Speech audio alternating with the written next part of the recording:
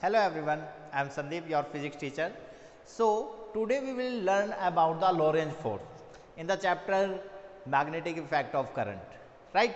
So, what is a Lorentz force?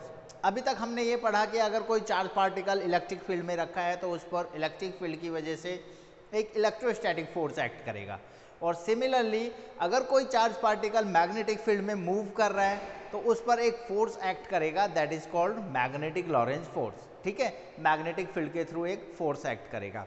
लेकिन अगर कोई पार्टिकल मूव कर रहा है in a electric and magnetic field both, मतलब एक स्पेस में मूव कर रहा है, सपोज कीजिए एक चार्ज पार्टिकल है that was q plus q moving with the velocity v, right, और यहाँ पर एक इलेक्ट्रिक फील्ड है. इलेक्ट्रिक फील्ड सपोज कीजिए यहाँ पर एक पॉजिटिवली चार्ज प्लेट है, राइट, और ये नेगेटिवली चार्ज प्लेट है. तो यहाँ से क्या होगा, एक इलेक्ट्रिक फील्ड क्रिएट होगा इस तरह से, और ये जो इलेक्ट्रिक फील्ड है इसकी वजह से इस चार्ज पार्टिकल पर फोर्स एक्ट होगा. क्लियर, ये पॉजिटिव चार्ज है तो ये नेगेटिव की तरफ एक्ट होगा. That was the force of electric force, that was the direction of the electrostatic force on the charge particle.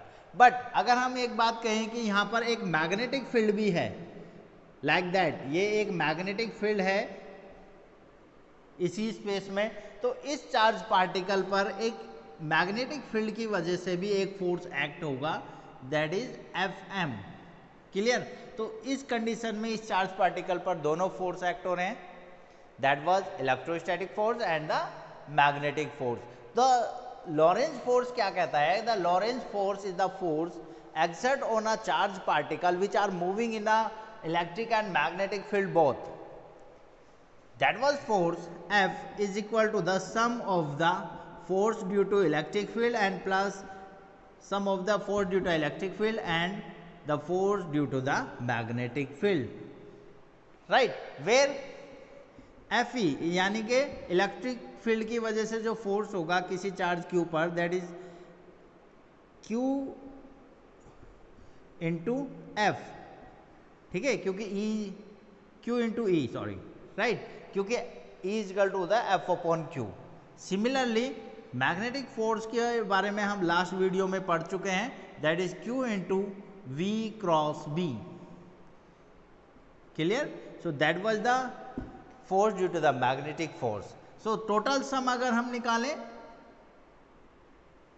यानी कि हम अगर लॉरेंज फोर्स को फाइंड करें तो F इज इक्वल टू होगा, that is Q into E plus Q into V cross B, या हम इसको दूसरे तरीके से लिख सकते हैं, that is F is equal to Q common then E plus V cross B. So that was the value of the Lorentz force. Clear, तो लॉरेंज फोर्स क्या है कि किसी चार्ज पार्टिकल पर इलेक्ट्रिक और मैग्नेटिक फील्ड की वजह से जो टोटल फोर्स एक्ट होता है उसे हम क्या कहते हैं, लॉरेंज फोर्स कहते हैं. राइट, अब बात करते हैं कि अगर कोई चार्ज पार्टिकल इलेक्ट्रिक और मैग्नेटिक फील्ड में मूव कर रहा है, और अगर हम कंडीशन ऐसे पुट करें कि इलेक्ट्रिक फील्ड और मैग्नेटिक फील्ड एक दूसरे के परपेंडिकुलर हो, तो चार्ज पार्टिकल कैसे मूव करेगा. Let's see that. सो अब बात करते हैं when a charge particle move in a electric and magnetic field both, and the electric field and the magnetic field are mutually perpendicular to each other. ठीक है, तो इसके लिए हमने दो प्लेट्स ली which are negatively charge and positively charge. तो electric field की डायरेक्शन क्या होगी, पॉजिटिव टू नेगेटिव, यानी कि डाउनवर्ड डायरेक्शन में, और इलेक्ट्रिक फील्ड की वैल्यू है E.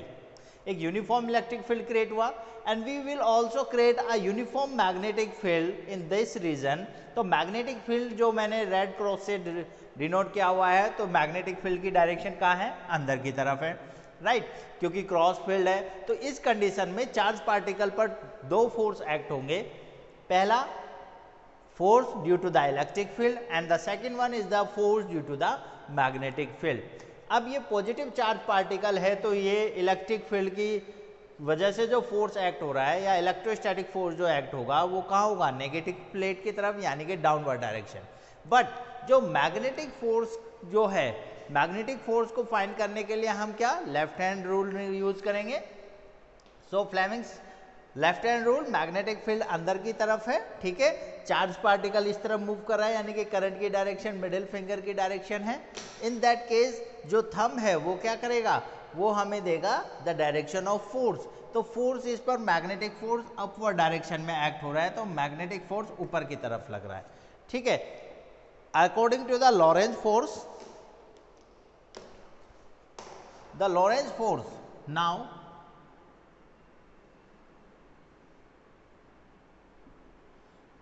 The Lorentz force on charge Q, तो वो क्या होगा, that is F is equal to F E plus F M, और एफ ई की वैल्यू क्या होती है, that is Q into E, and the value of F M is equal to Q into V cross B, ठीक है। हम यहाँ सिर्फ मैग्नीट्यूड की बात कर रहे हैं, तो Q is that was the Q into V into B into sine theta, और थीटा की वैल्यू यहाँ पर 90 डिग्री है, तो वहाँ पर साइन 1 हो जाएगा। So Lorentz force F is equal to कितना होगा, that is QE plus QVB, that was the total amount of Lorentz force, ठीक है। तो ये एक कर्व अपोजिट डायरेक्शन में इन पे फोर्स एक्ट हो रहा है।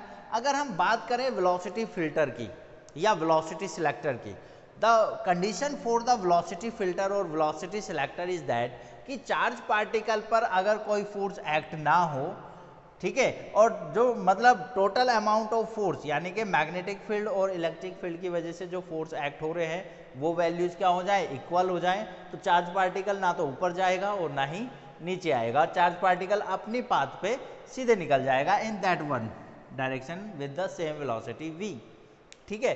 तो वेलोसिटी फिल्टर और वेलोसिटी सेक्टर का कंडीशन यही है कि चार्ज पार्टिकल अपने पाथ पे अगर सीधा निकल जाए, ठीक है, और मैग्नेटिक फील्ड और इलेक्ट्रिक फील्ड तभी भी होंगे, ये नहीं कि हमने इलेक्ट्रिक फील्ड या मैग्नेटिक फील्ड निकाल दिया, सेम इलेक्ट्रिक फील्ड इसी कंडीशन में सेम चार्ज पार्टिकल कब सीधा निकलेगा, जब व्हेन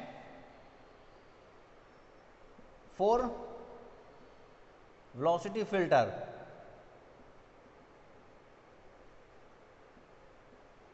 या हम वेलोसिटी सिलेक्टर भी कहते हैं इसको, तो वेलोसिटी फिल्टर के लिए जो एफ एम है that is equal to the F E, right, दोनों को इक्वल रख दीजिए। सो क्या होगा, दैट वाज एफ एम यानी कि Q V B is equal to Q E, Q से क्यू कैंसिल, सो वेलोसिटी क्या होनी चाहिए, that is E upon B, that was the condition for the velocity selector कि चार्ज पार्टिकल अगर सीधा निकालना है तो क्या होना चाहिए, इलेक्ट्रिक फील्ड और मैग्नेटिक फील्ड का जो रेशियो है वो चार्ज पार्टिकल की वेलोसिटी के बराबर आना चाहिए।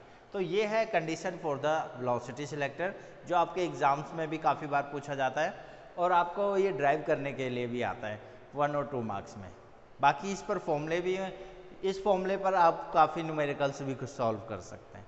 यही चीज़ हम इलेक्ट्रोमैग्नेटिक वेव में भी पढ़ेंगे, जब हम वो चैप्टर पढ़ाएंगे तब मैं आपको ये एक चीज़ एक्सप्लेन करूँगा, राइट क्लास। सो अब नेक्स्ट बात करते हैं आपका साइक्लोट्रॉन।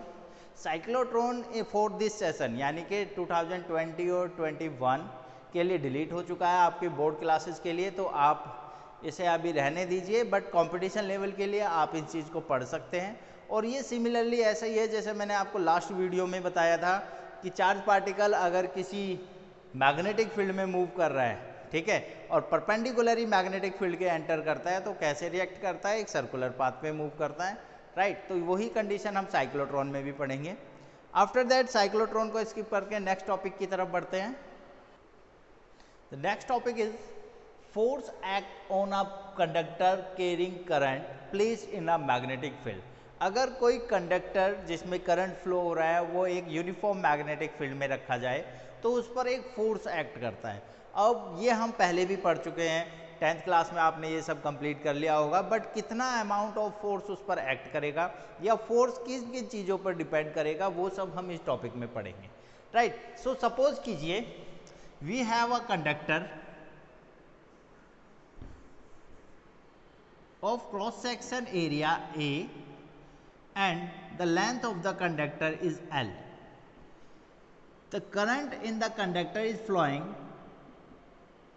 I. ठीक है, और ये प्लेस्ड है एक यूनिफॉर्म मैग्नेटिक फील्ड में, और जो मैग्नेटिक फील्ड की जो डायरेक्शन है that was perpendicularly to the current flow in the conductor. Suppose कीजिए किसी एंगल के थ्रू भी अगर ये होता तो क्या कंडीशन होती है, हम अभी इसे परपेंडिकुलरी मान के चल रहे हैं। सो इस कंडीशन के लिए हमें पता है कि किसी एक चार्ज पार्टिकल के थ्रू फोर्स कितना होगा। अब हमें फाइंड करना है कि जितने टोटल चार्ज अमाउंट इसमें फ्लो हो रहा है कंडक्टर में, तो टोटल अमाउंट ऑफ फोर्स कितना होगा। ठीक है, तो सपोज कीजिए जो इलेक्ट्रॉन्स हैं वो किस तरफ मूव करेंगे। अगर करंट इस डायरेक्शन में फ्लो हो रहा है तो जो इलेक्ट्रॉन्स हैं वो अपोजिट डायरेक्शन में मूव करेंगे, और किस वेलोसिटी से मूव करेंगे ये हम करंट इलेक्ट्रिसिटी में पढ़ चुके हैं, that was the velocity vd। ठीक है, तो सॉल्व करने के लिए सबसे पहले मान लीजिए कि टोटल नंबर ऑफ इलेक्ट्रॉन पर unit volume that is equal to the small n। So total number of electron कितने होंगे, तो टोटल नंबर ऑफ इलेक्ट्रॉन निकालने के लिए n into number of electron पर यूनिट वॉल्यूम और इंटू उससे हम टोटल वॉल्यूम से मल्टीप्लाई कर देंगे, volume is equal to a into L. ठीक है, इस कंडक्टर का वॉल्यूम कितना होगा, cross section area into L. So these are the total number of electron, right.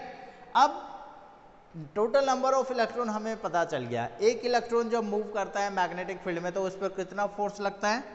Now force on one electron in uniform magnetic field. So small f एक electron के लिए जो फोर्स होता है वो होता है QVB साइन थीटा, राइट। और हम यहाँ पर Q यानी कि चार्ज किसकी बात कर रहे हैं, इलेक्ट्रॉन की, तो Q की जगह आएगा E, that was the EVB sine of theta, that was the amount of force on a one electron. तो टोटल नंबर ऑफ इलेक्ट्रॉन यानी कि जितना इलेक्ट्रॉन इस कंडक्टर के अंदर है उस इलेक्ट्रॉन पर टोटल अमाउंट ऑफ फोर्स कितना होगा। So total force on total electron कितना होगा, that is capital F। Total force कितना होगा, total number of electron, suppose कीजिए capital N into small f, यानी कि एक इलेक्ट्रॉन पे कितना फोर्स एक्ट हो रहा है उसको टोटल नंबर ऑफ इलेक्ट्रॉन से मल्टीप्लाई कर देंगे तो हमारा क्या आ जाएगा, टोटल फोर्स आ जाएगा। So F is equal to N, that means जो हमने टोटल नंबर ऑफ इलेक्ट्रॉन निकाले थे that was N A into L और into F, that is means that is EVB sine of theta. ठीक है, F is equal to यहाँ पर हम एक थोड़ा सा चेंजेस कर रहे हैं कि NEA और जो वेलोसिटी है दैट वाज, इस वेलोसिटी को हम VD डिनोट करेंगे क्योंकि वो ड्रिफ्ट वेलोसिटी से मूव कर रहा है। ठीक है, तो NEA इंटू VD एक साथ रख लीजिए, इंटू बचता क्या है, that is L into B into sine of theta. ठीक है, where according to the current electricity we know that कि जो इलेक्ट्रिक करंट होता है और ड्रिफ्ट वेलोसिटी में जो रिलेशन है that was I is equal to NEAVD। So current I किसके बराबर होता है, NEAVD के। So force, total amount of force F is equal to ILB into sine of theta, that was the total amount of force on the conductor placed in magnetic field B, अगर magnetic field B है, right। in that condition हम force per unit length भी निकाल सकते हैं, force per unit length। तो force per unit length यानी कि F upon L is equal to होगा that is IB sin theta। ठीक है, so that was the value of force per unit length in a conductor. ठीक है, so that was the total amount of force placed in a uniform magnetic field, right class. So आप, I hope आपको अच्छे से समझ में आया होगा, अगर नहीं है तो फिर तो आप दोबारा से भी मेरी वीडियोस को देख सकते हैं। किसी टॉपिक को स्किप हो गया हो या कुछ भी अगर क्वायरी हो आपको रिलेटेड विद दीज टॉपिक्स, तो यू कैन कमेंट मी, और आप मुझसे डायरेक्टली भी पूछ सकते हैं मेरे फ़ोन नंबर पर। एंड वन मोर थिंग, अगर आपको ये वीडियो अच्छी लगी है और आप कंटिन्यूसली अगली वीडियो के लिए वेट करना चाहते हैं, तो आप मेरे चैनल को सब्सक्राइब ज़रूर कीजिएगा। और जैसी ही अपडेट होती है हम ये कंप्लीट कोर्स करने वाले हैं और उन स्टूडेंट्स की भी हेल्प करने वाले हैं जो इस कोविड-19 की वजह से क्लासेस नहीं अटेंड कर पा रहे हैं। So please stay at home and stay safe and continue with your study. Thank you.